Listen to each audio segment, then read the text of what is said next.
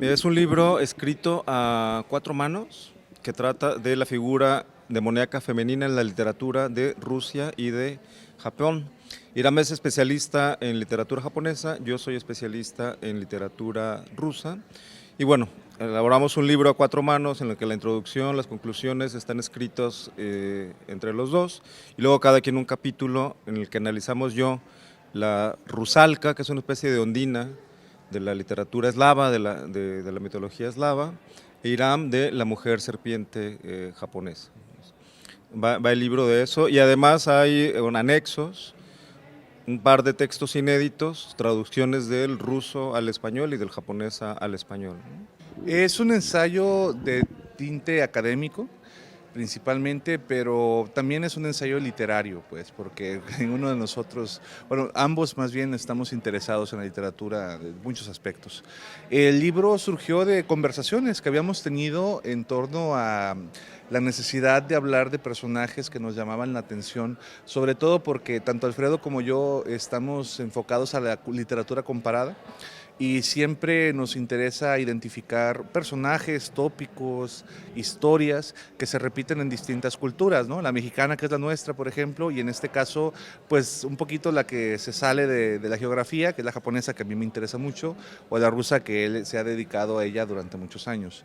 Y pues de estas conversaciones acerca de este tema surgió el personaje de la mujer serpiente o las mujeres serpiente, y descubrimos que tanto en Rusia como en Japón pues eran personajes importantes que habían estado presentes en la tradición literaria y cultural desde, en el caso de Japón, desde el siglo VIII. Pues imagínate, más de 1000 años, ¿no? Eso te habla mucho de la importancia que tiene un personaje como tópico. Y en el caso de la literatura rusa también es un personaje que ha estado presente durante siglos, pero que se ha empezado a recuperar hasta hace los últimos 300 o 200 años más o menos, que se empezaron a escribir los textos rusos ya por papel, pues por escrito. De personajes femeninos. En todos los casos, bueno, en el mío específicamente son tres escritores, hombres, ¿no? Pushkin, Gogol y Lermontov, que representaron a un personaje femenino demoníaco, ¿no? En el caso de la literatura japonesa también.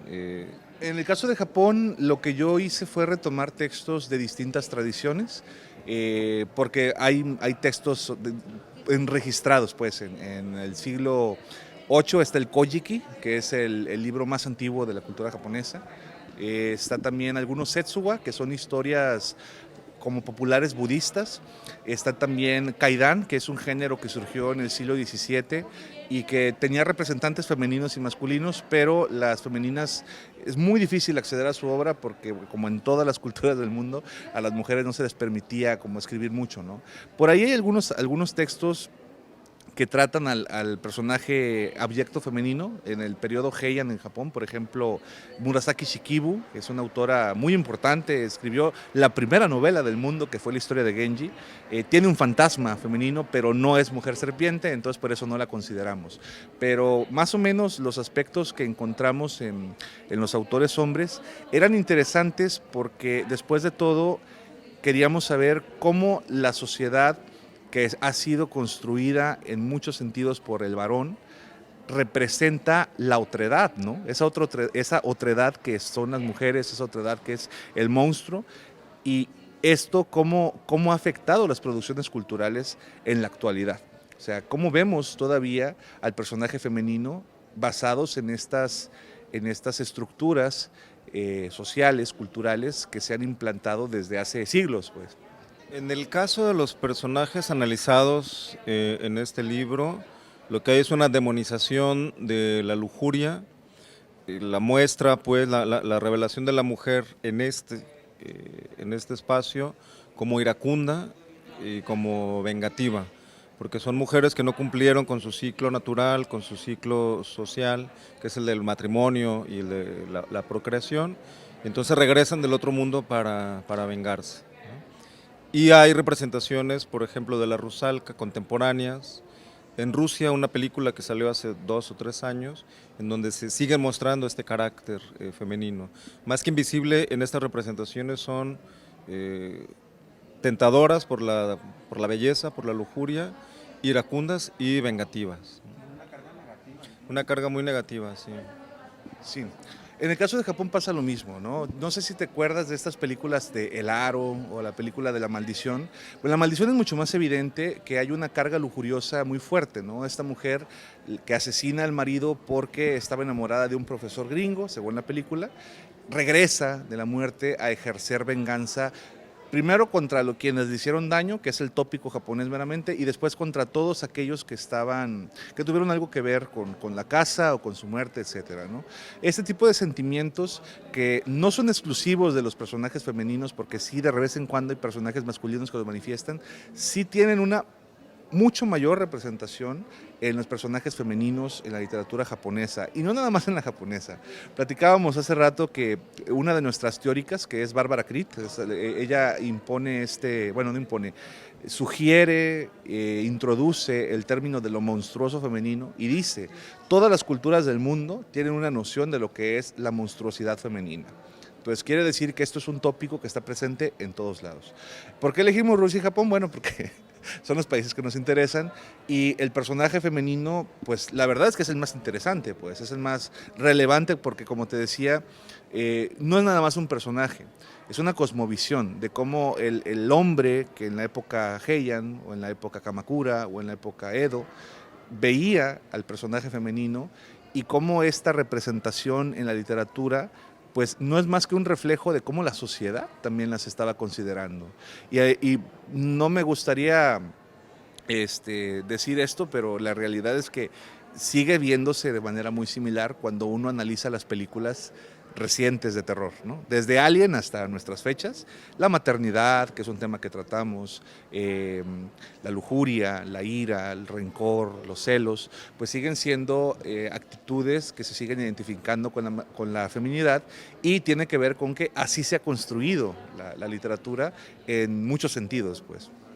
Ya por último, porque sé que ya van a la presentación, una pregunta que creo que es un poco obligada porque no podemos pasar el hecho de que ustedes son hombres y están abordando el tema femenino y pudiera prestarse como a ciertas críticas, ¿no? El que ustedes como hombres estén tomando estas cuestiones femeninas. ¿Qué responderían ustedes si alguien pues critica el hecho de que ustedes lo estén abordando de una visión masculina? Bueno, yo en lo particular diría que nos interesó el personaje porque el personaje abyecto en general suele ser más llamativo, ¿no? O sea, decíamos hace rato, yo veo Star Wars porque me gusta Darth Vader, no tanto porque me guste Luke. Entonces el personaje que representa estos valores, digamos, amorales o que se salen de la norma, perversos, etcétera, suele ser más llamativo.